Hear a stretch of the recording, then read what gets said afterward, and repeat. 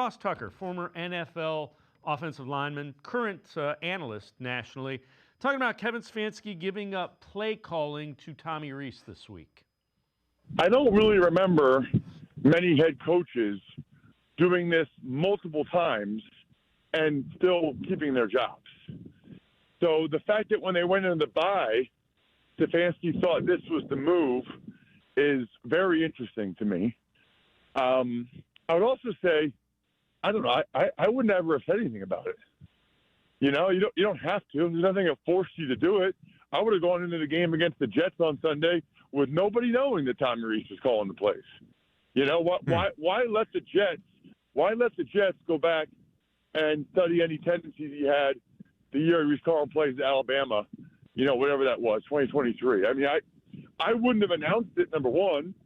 And then number two, the fact that Stefanski's doing this a second year in a row, that's kind of the first time it's given me some pause as to whether or not Stefanski thinks he is, in fact, on the hot seat and that he's trying to push whatever button or lever he can come up with to try to have a better second half of the year and, you know, do enough to get another season in 2026. Those are all fair things, but Kevin Stefanski is a smart guy. He realizes 2 3-win seasons in a row or a 3 and a 4-win season, nobody's surviving that.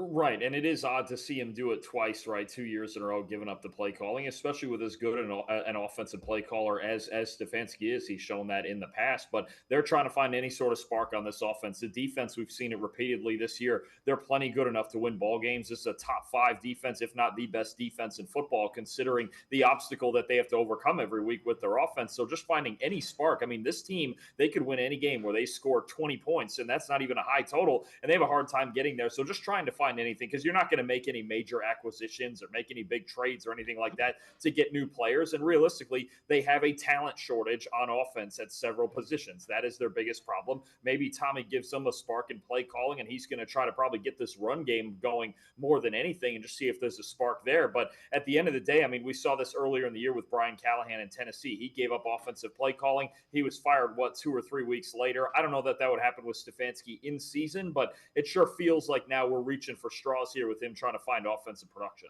Yeah, and again, he's an offensive coach, so it's not like that's the overlying issue is he's an offensive coach and the offense has been bad for 2 years.